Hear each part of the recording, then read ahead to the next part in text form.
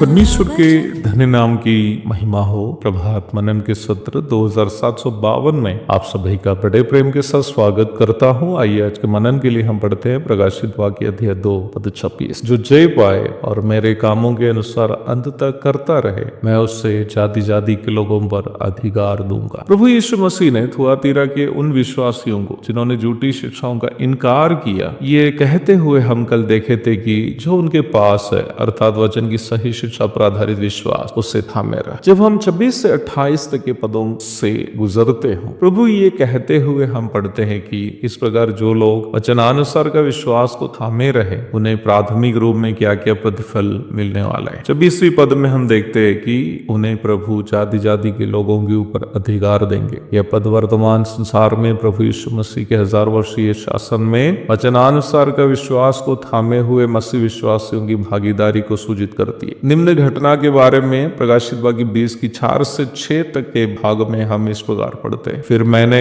सिंहासन देखे और उन पर लोग बैठ गए और उनको न्याय करने का अधिकार दिया गया। मैंने उनकी आत्माओं को भी देखा जिनके शरीर यीशु की गवाही देने और परमेश्वर के वचन के कारण काटे गए, और जिन्होंने ना उस पशु की और ना उसकी मूर्ति की पूजा की और ना उसकी छाप अपने माथे और हाथों पर ली पे जीवित होकर मसीह के साथ 1000 वर्ष तक राज्य करते रहे। जब तक ये 1000 वर्ष पूरे नहीं हुए तब तक शेष मरे हुए न जी उठे। ये तो पहला पुनरुत्थान। धन्य और पवित्र वो है जो इस पहले पुनरुत्थान का भागी है। ऐसों पर दूसरी मृत्यु का कुछ भी अधिकार नहीं, पर वे परमेश्वर और मसीह के याजक होंगे और उसके साथ 1000 वर्ष तक राज करेंगे। प्रभु यीशु मसीह का वर्तमान संसार में होने वाला इस 1000 वर्ष शासन के बारे में पुराना एवं नया दोनों नियमों में कई पद है। सभी पदों को दिखाकर 5 मिनट के इस सीमित अध्ययन में समझाना असंभव की बात, इसलिए मैं केवल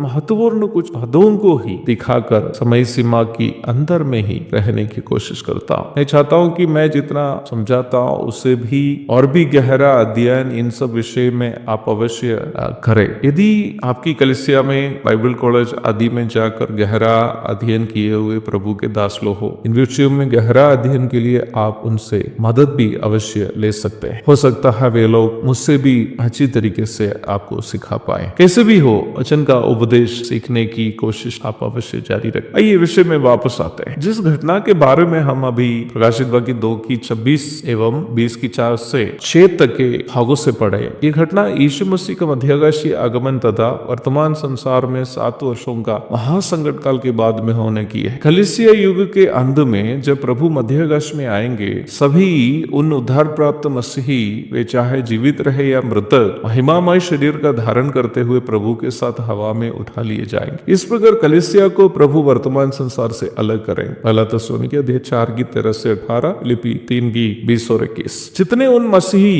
भी जिनका उद्धार नहीं हुआ है, वे भी दुनिया के अन्य लोगों के साथ यहाँ छोड़ दिए जाएंगे, क्योंकि कलीसिया के सदस्य केवल वही है जिनका उद्धार हुआ है। जिसका उद्धार नहीं हुआ है वो प्रभु के मध्यगाशी आगमन में छूट जाएगा। वे 7 वर्षीय महासंकट काल में प्रवेश करेंगे, जिसके बारे में यीशु मसीह का प्रस्ताव मत्ती 24 की 21 में हम इस प्रकार पढ़ते हैं। क्योंकि उस समय ऐसा भारी क्लेश होगा जैसा जगत के आरंभ से न अब तक हुआ और न कभी होगा। इस 7 वर्षीय महासंकट काल के अंत में प्रभु यीशु अपनी कलीसिया के साथ पुनः इसी संसार में, इसी धरती पर उतर आएंगे। जकरिया 14 की 4 से 9, मत्ती 24 की 30। और उस समय महासंकट काल में पशु अथवा मसीह विरोधी की आप जिन्होंने अपने माथे पर या हाथ हाथों पर नहीं लिए और जिसके कारण मारे गए थे वे भी जी उठे। वे लोग भी कलीसिया के साथ प्रभु के हजारों शिष्यासों में प्रवेश करेंगे, ताकि जिस संसार प्रभु के लोगों की निंदा की, सताया, हीन समझा, उस पर राज करे। प्रिय भाई बहनों, ये बात को कभी नहीं भूलेगी। वचन की सही शिक्षा पर आधारित हमारा विश्वास हम यूं ही नहीं करते, बल्कि